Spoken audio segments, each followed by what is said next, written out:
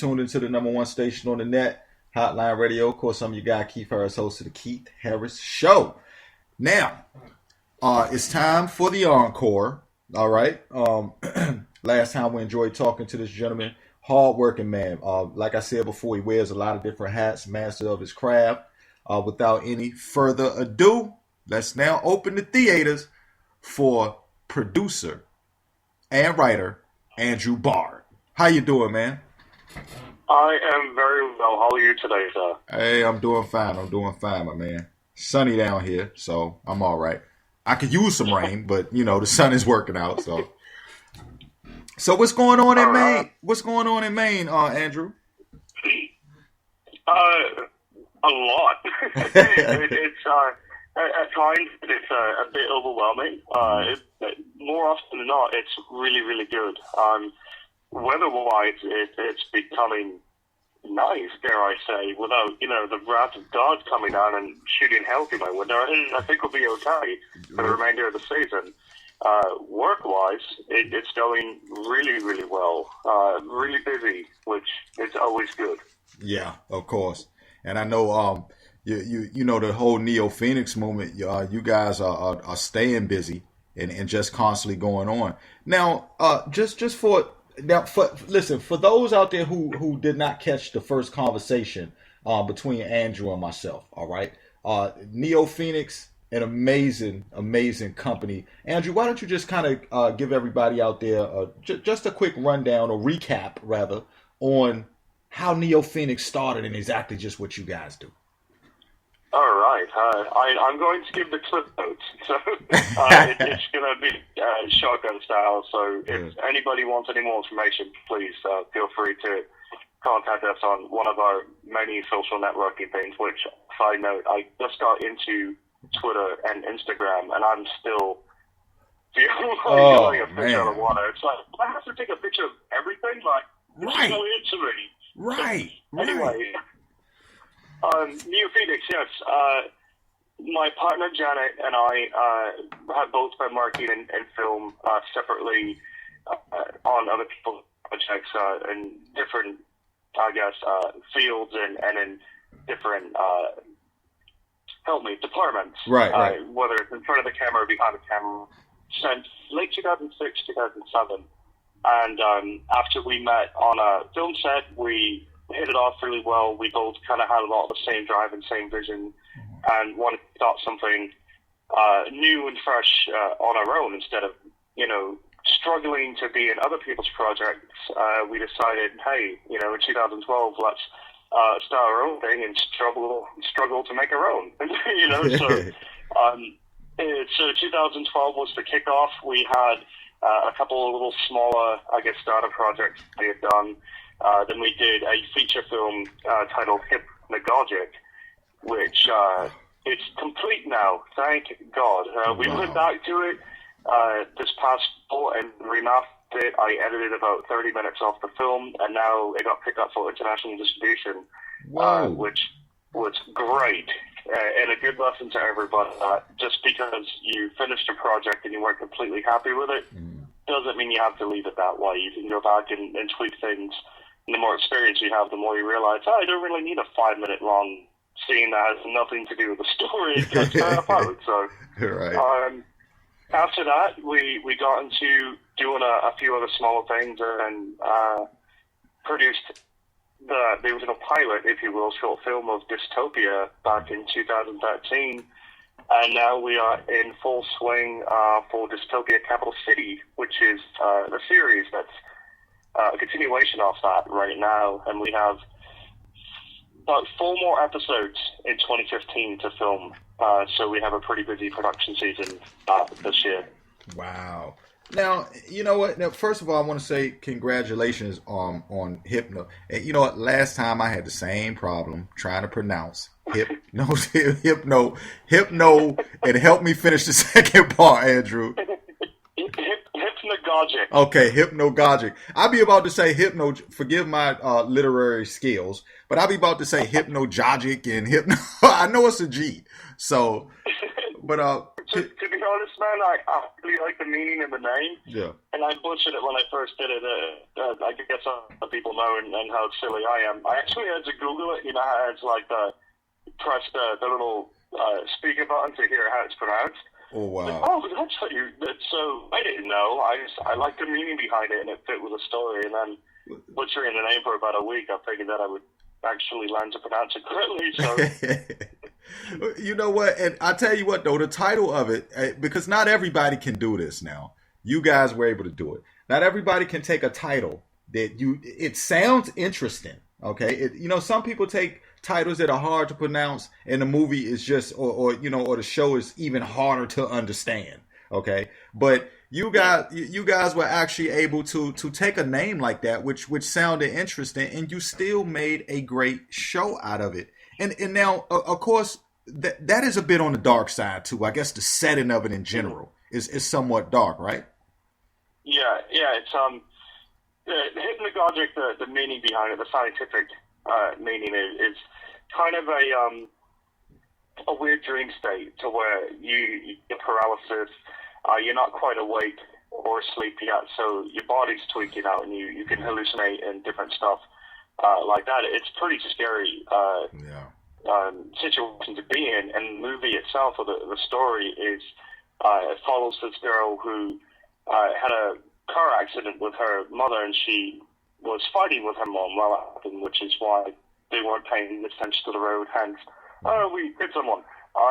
So this follows her story, and trying to rebuild her life and put the pieces back together, while really bizarre things are kind of happening around her, and they start to grow and build, and makes her question what she's seeing is actually real, hence the not being able to sleep, and then the hallucinations and stuff like that is where the name kind of ties in.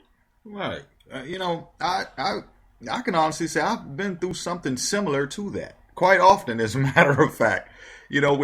Where you're stuck between, you're like, okay. Now, when you wake up, of course, you're thinking to yourself, okay, well, I know that wasn't really that's not happening to me in reality. But I think people can kind of go through that and relate to that, because so many of us have been in that state, when we're asleep. And at the time, we're like, okay, I feel like, look, I've been in situations where I was asleep and I was trying to wake up. And I couldn't pull myself out of this dream I was having. But at the same time, I knew that that's what I was trying to do. So I could have been going through something similar, I suppose, right? Or you were being abducted by aliens, which is the explanation for the fourth kind. So either one. I've heard I've heard a few different answers for it too myself. I got to be honest. I've heard everything. No, it's funny though. Yeah, it's one of those weird situations, and I think a lot of people have experienced it and not knowing what it was, and then bringing the name into it and stuff like that. I think it's a proper title. It wasn't something that took credit for, like, oh, this is so prolific and it's this, and I'm going to make something great. It was just like, well, hell, that's it. I'm going to use that. It makes sense. So right, and that's a note to some people out there that when you get to see this project, I guess it's something that can bring you a little closer to the realities that you all might face if you're in a similar situation. Because let's be honest, we know we're not waking up to Freddy Krueger's. You know what I mean? Yeah. So I think this is a lot more relative to what people can actually kind of apply to themselves. Some people can even watch this and say, well, you know what, I had something similar to that, happen to me. And so in a crazy kind of way, I guess it can just bring a little bit of, maybe clarity or some sort of closure, or just maybe even ease the mind a little bit as to what's going on out here. And again, the title, it has a actual reality title to it. So that's amazing. That's good work. Yeah, kind of like Dystopia too. Like I like to be creative when I name things, and I like to kind of get into stuff without, standing on the soapbox and again, kind of, oh, I'm creative when I do stuff. But it's more or less Dystopia. It's because of what it is. It's a society that's trash, and it's scary, and it's hostile, and that's what this world kind of turned into. So I try and find things that fit. I don't like movies that try and be so prolific in their riddles, or try and be too twisty turning, you know, to when you listen to the title of the movie and then you watch the movie, it's like, okay, you know, I like to actually, you know, draw stuff and have it be somewhat similar too. And you know what, Dystopia, you know, just like you were just saying, I'm gonna tell you something. You know, last time we spoke, okay, you know, at some point in time through everything that we go through, you know, from generations, centuries, and you know, things like that, I think there's always, historically even, I should say, there's always these times that we can relate to a point where we very well could have turned in to a dystopia situation. And I'll tell you, you know, it's something because it's a scary reality. It really is. You know, if you even think about some of the things that we go through nowadays, some of even the things that have been happening, you know, in different parts of America, even in certain other places, you can still, I tell you what, when people watch Dystopia, listen, everybody out there listening, this is something else I really like about this project, because this can give you an idea of what, you know what, I hate to say it, but what it could possibly come to. I mean, when you think about all the different opinions and you know, just some of the problems that we have, the arguments that societies have with each other, it can happen. I think, right? You know, I mean, I don't know, like, I mean, tell me, you know, just kind of tell me what you think. Did you have that in mind already? Did you premeditate such a vision? To a degree, I certainly don't want to boast about that aspect and have it seem like I put more thought into it. Right. And I'm getting so weird because I'm like, well, it's good, but you know, I'm totally crapping on myself right now. So, yeah, you're not looking forward to it or anything, right? but I mean, like, truthfully, I wanted to tell kind of a cool character-driven sci-fi story, and I use sci-fi loosely because there aren't spaceships or aliens or zombies or right. you know, anything like that. It's just set in this specific landscape. You know, the characters are trying to survive in this landscape, but the landscape itself, the time period that they're going through, where they live geographically, it's just the stage for which these people, you know, are set in. But with that said, I really wanted to get, you know, a really cool story, and the good versus evil and resistance or rebellion or whatever term you want to give for people standing up to the government isn't just an age-old story. It's historical fact. So, I mean, I did want to kind of pull on that, and without, you know, too much fear of, you know, the NSA kicking my door down and Secret Service going, hey, you know, I'm seeing it now, and I feel that in tales of fiction, there always has to be a draw of reality in there, and there has to be something that connects the real world to the world that you're creating, because if not, if there's so much of a disconnect, people won't be able to relate. And I think writing the story 2 years ago, the original one, and then coming back into making a continuation for Capital City, there's a lot of I don't want to say evil because it's just going on throughout time, but there's a lot of dissension. There's a lot of unease going on in the U.S.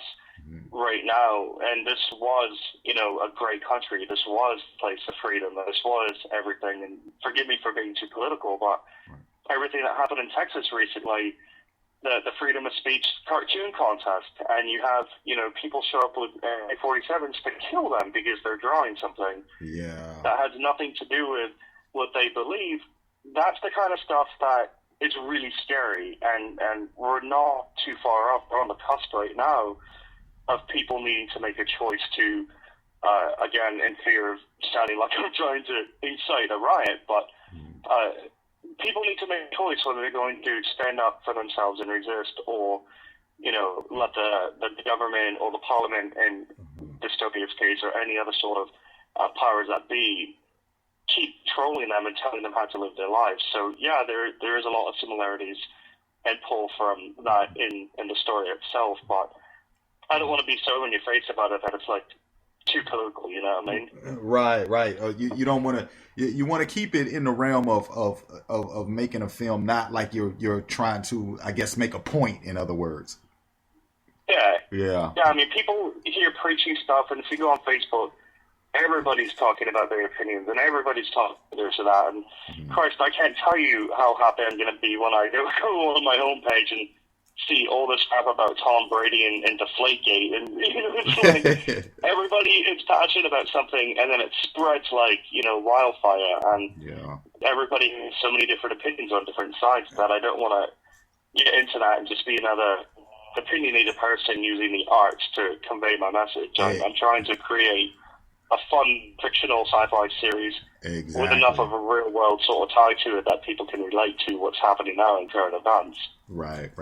Now, Capital City, just kind of talking about Capital City, I always say, without giving too much away, but with Capital City, is this the meaning of Capital City in this way? Does this kind of relate to the main area of where things are kind of going down at? Is it the forefront or the center of where the war is? Kind of, but it's only the war, I guess, in Capital City. And I use the name, and Capital City, again, it's just geographically where this is happening. Right. And story-wise, the world is basically, for lack of a better term, kind of Mad Maxy.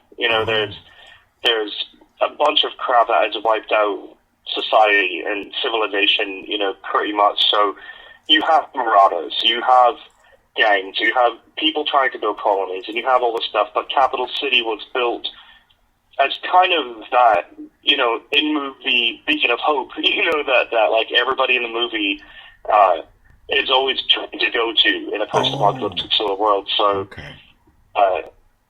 with that said, that's why this is happening here, because they've rebuilt the civilization, and now, while a government started, tension took over, and people are starting to be executed. So this particular war is happening here, but if they left the walls of Capital City, they lose everything they built, and they have to fight in kind of, this no man's land against all these insane nomads.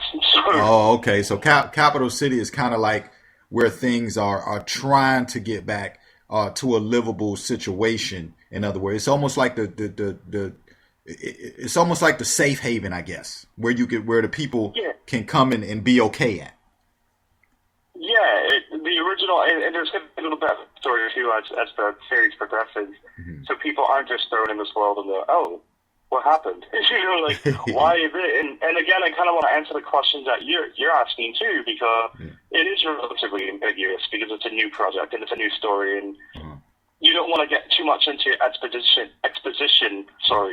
In the beginning, and give so much backstory that people are going to be turned off by how boring and forced some of it is. So, I want to explain it kind of progressively with some flashbacks and stuff like that. But imagine, being in this place and building this place and trying to get as many people to come to it as possible to give them a safe place to live, and then have it turn into it's the totalitarian, police state government that everybody is being killed at, speak against the High Lord, and the guards are patrolling and just sending out death squads just because they feel like it.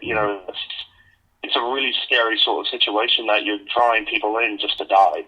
So that's what the resistance, I guess, is fighting against. It's that. Wow. Okay. Now, also with Neo Phoenix, you guys, because again, for everybody out there, Neo Phoenix, you guys work on a lot of you work on a variety of different projects. As a matter of fact, you did a commercial. If you could speak about that, a Remax commercial. Yes, sir. It's done. I finished all the kind of finishing touches of it last night. And I'm really excited to actually hand that off to the owner either tomorrow or Friday, whenever I can meet up with them. But it's going to be at least Friday. And then Saturday, I'm going into a short film called Method from a company that's out of Boston. They got in contact with me And actually, one of the writer and director is Will Beakoff, who he plays Enoch in Dystopia Capital City. So we worked really well together, and he asked if I would be a part of his team and have them come up and we'll film their show for him. So I'm really excited about getting into that because it's a dark comedy. So it's kind of taken me out a little bit, you know, to where it's going to be something kind of fun and a little different rather than plagues and people dying and this and this, and now it's like, you know, do a fun dark comedy, you know. So I really like that too. I like having the freedom to do different projects without being pigeonholed, I guess, into only doing a certain kind. You know, yeah, because I was going to ask you that, as a matter of fact. You know, it shows the range of versatility that you have, or that you all have as a team, because I was going to ask you, how do you go? And I don't know, like, you know, maybe a lot of people do this. I'm not sure. I don't know of a lot of people doing it. But how do you go from shooting, projects like Dystopia and Hypnagic to doing a Remax commercial?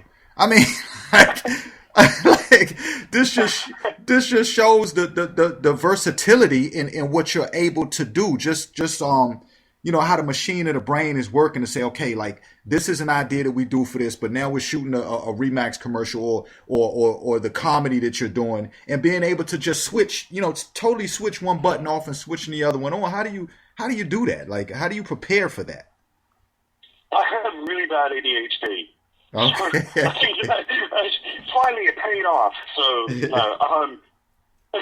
truthfully, it's just I don't know. I don't really get bored with the same thing all the time, and it would be horrible to say that because Dystopia, it's going to take up a lot. Yeah. You know, a lot of time. That's a lot of work. So I can't be like, I get bored quick because I don't think everybody on the team for that. Like, feel too cool. You know, like, oh crap, okay, but it's honestly, it's a business. It's my job.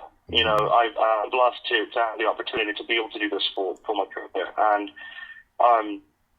with that said, you have to be able to go outside your books, and you have to be able to appease to multiple facets, because if you don't, you're going to slowly burn out and die if you only stick to one thing. And it also limits you and what you're able to do. So, yeah, I go with a dark, kind of gritty show like Dystopia, and then I do this selling houses, heartfelt, nice Remax commercial with a family buying a home and nice music, and everybody's all happy and chipper, and there's not a speck of dirt anywhere. And I really like being able to do that because it keeps me moving. It doesn't key in the same routines where I'm walking in circles, and that, I think, is key. At least for me. I can't speak for anybody else, but for me, I do lose a little bit of that creative if I'm doing the same thing constantly. And if I'm working on one specific style, when it comes time to do something else, if I'm not doing different things, then it's a little longer for me to get out of it. But if I keep doing multiple projects and I keep trying to expand it, then it's really fun, and it makes things more creative rather than redundant.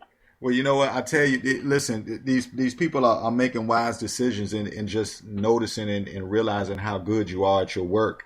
And I have to commend you for that, because, some people out there can't pull that off. Not everybody can pull that off. Some people will be like, okay, we're going to get this guy to make a commercial about some wonderful houses in a nice neighborhood. And he, and this guy can describe what a neighborhood would look like in such turmoil, right? So not everybody will want to be trusted with that idea. So they it's just another it's just another definition or idea of just how well your work is respected, and people realize that in what you do. To even be able to trust you with such projects, and that's a great thing, because again, it'll keep you busy. And it'll give you time to always be outside of one particular box. And as shallow as that makes me sound, bottom line with a lot of stuff too is it helps the bills. Being able to be creative and able to be loved, and reaching a larger audience. helps me get more gigs. And obviously, respectfully too, I would do this for free. I have for 6 years. It's not something that,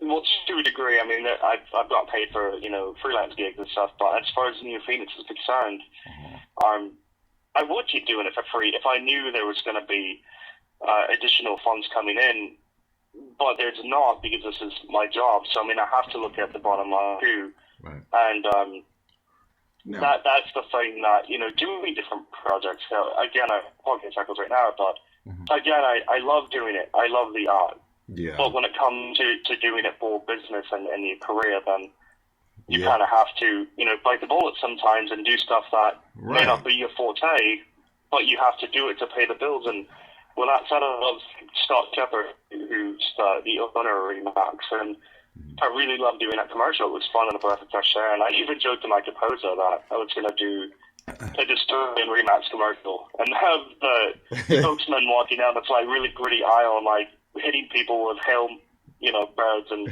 cutting them, beating them with like axes and stuff. You're gonna buy a house and have like fire away there, because it's like, that's kind of my forte. But right now, I'm gonna stick to kind of the all American family and nice music and proper and not having to be so gritty. So I tell you what, I can definitely see the house market making an incline with you doing the commercials though. I can surely see that one happening. So again, they made the right choice. Now speaking of funding, okay. How can people get involved? Because I believe y'all have an Indiegogo project. How can people get involved if they want to with the Indiegogo project? We're helping you guys fund with Dystopia. Yeah, that's been a double-edged sword. Right, I know that's right. Admittedly, terrible trying to get fundraising campaigns together, because it takes a lot of work and you have to know exactly what to do. So I'm doing the best I can, but we're 1,500 away from our goal, which is really insignificant to a lot of people. Right. We have it posted on the Dystopia page, which is facebook.com/Dystopia Capital City. And then the New Phoenix page, which same thing, it's New Phoenix Studios. But really, we're looking for 1,500, what's left of it. And that's honestly, we've learned to penny pinch, being in the indie field for so long. So that's going to help us get through the next few episodes. We've been fortunate to have a lot of help and a lot of discounts. If you know, from services and locations and whatnot. Yeah. Well, it's really going to help. And you know what? And so for everybody out there listening too, 1,500 is an attainable goal. Let me tell you. Because obviously you guys have been working, and I've tried Indiegogo. I know how hard it is. It is ridiculous. I couldn't believe out of 60 days I couldn't put off. Oh God, I should be saying this, Andrew, but I couldn't believe out of 60 days I could barely put off like a couple $100. You know what I'm saying? Yeah. And so just for you guys to have 1,500 left, you guys have been doing pretty good, and people have been supporting, which makes sense, as they should be, because this project is an amazing project. Listen, for everyone out there who did not see Dystopia, the original Dystopia segment, it's amazing. I looked at it and thought I was watching cable TV on a computer. You know what I'm saying? I mean, thought I was looking at, I don't know, HBO or FX or something like that.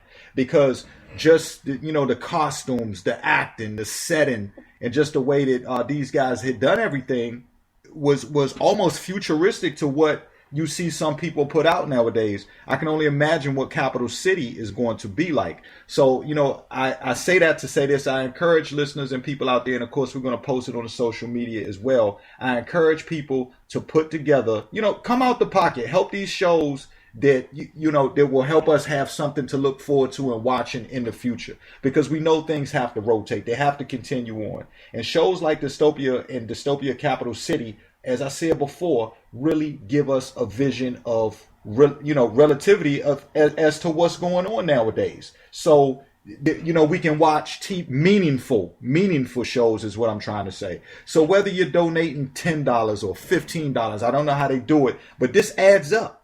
So, I suggest everybody jump on board and help with this $1,500 goal, because I know it can get done, and it's well worth it. And we issued a challenge. We just issued a challenge tonight. It's kind of a joke challenge, but if we get 100 people to donate $15, we hit our goal. Look at it. So that's 100 people. You go in the supermarket at almost any given time. There's 100 people in the supermarket. So there you go.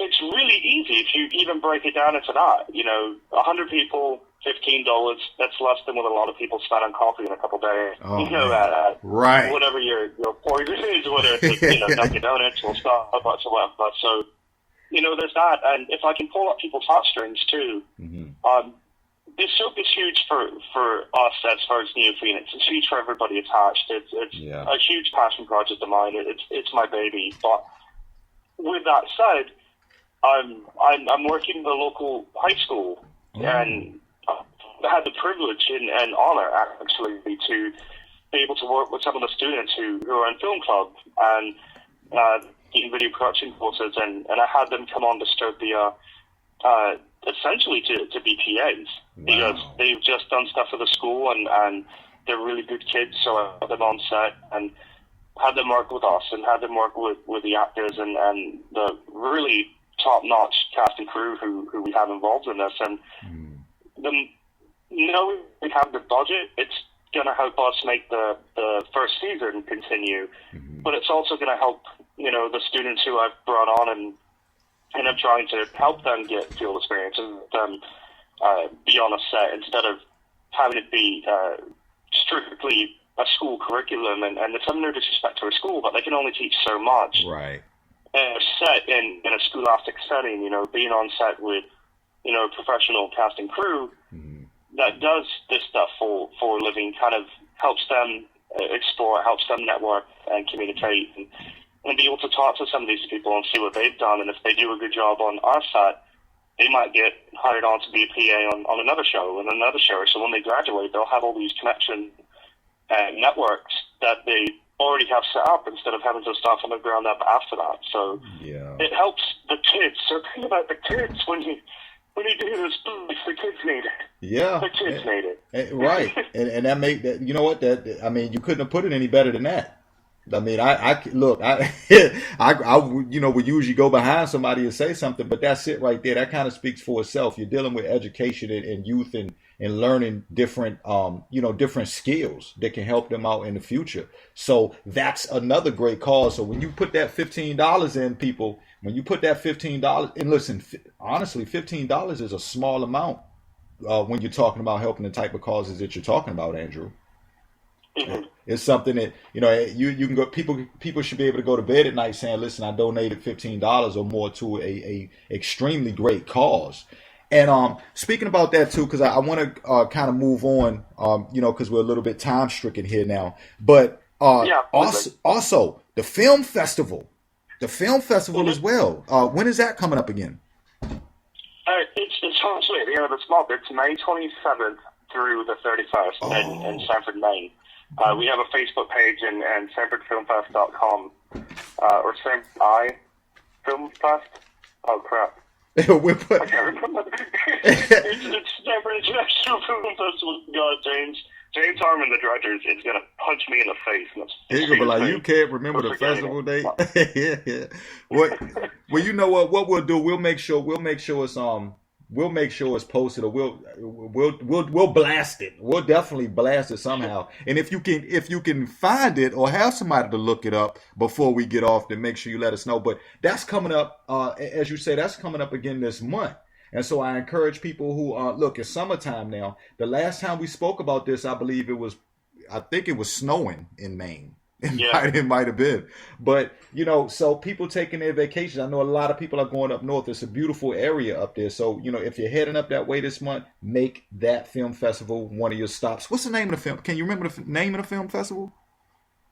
Yeah, it's the Sanford International. Okay, all right. I forgot the .com name. It's really simple. All right. I just forgot the .com, whether it's Sanford Film Fest or Sanford I Film Fest. That was the only thing. So, okay. But no, it's really great. May 29th, which is a Friday. Okay. We're having our big horror at Smitty's in Sanford. Smitty's is a movie theater.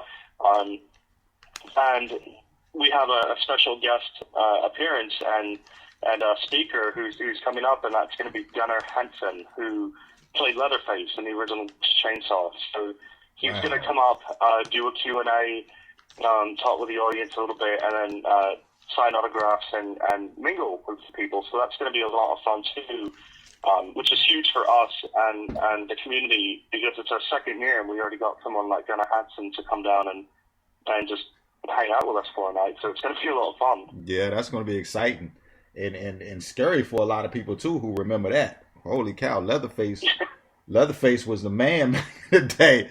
You know, people were telling stories, like little scary stories around a campfire about Leatherface and stuff like that. So that's going to be huge.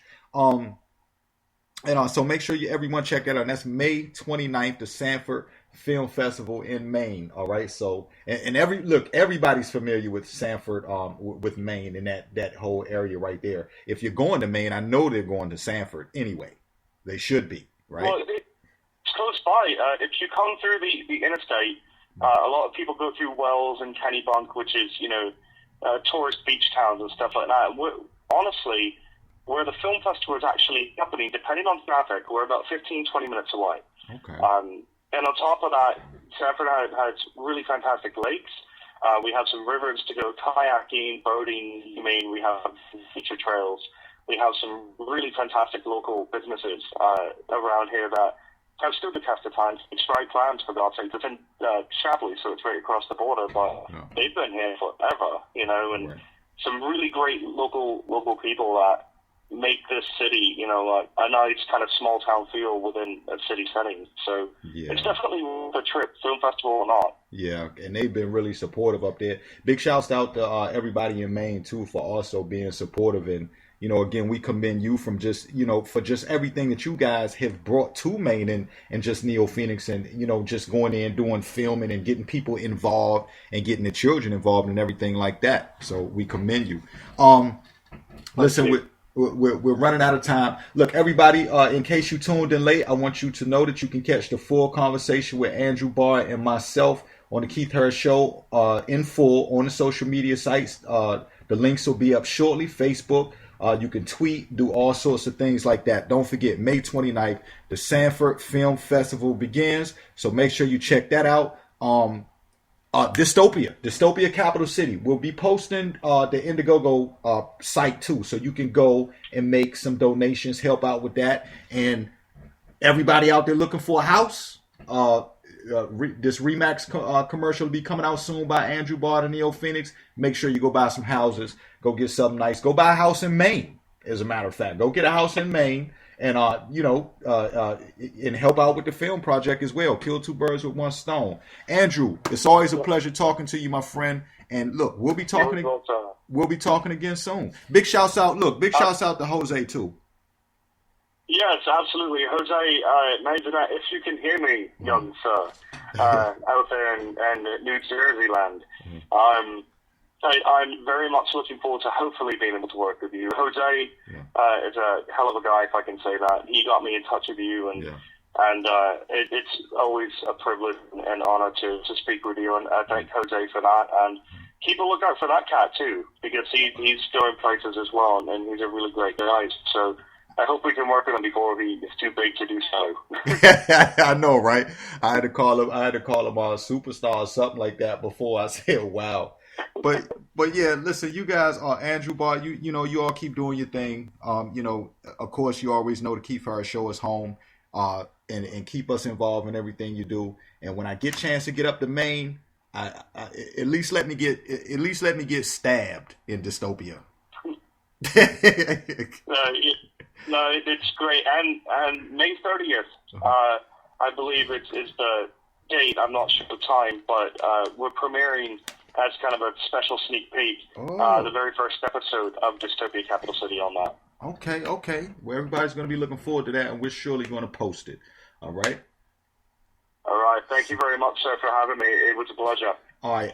As usual, it's my pleasure as well. And say hello to the whole Neo Phoenix staff for me. Tell everybody we said what's up, and we'll be talking to you all soon. Absolutely, man. Have a good night. Thank you. You too. Bye-bye, Andrew. Bye-bye.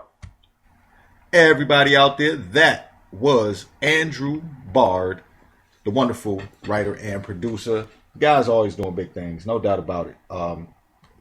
Smart, geniusy like, and creative, and his work is versatile, as we spoke about. So he's not just focused. One of the things I particularly like is that he's not just, you can expect more than one thing from Andrew, and that's a big deal in this industry, is that he can't be pigeonholed. So important, and big shouts out to him. All right, everybody, you're listening to the Keith Harris Show right here on Hotline Radio, the #1 station on the net. Don't touch that dial. We'll be right back.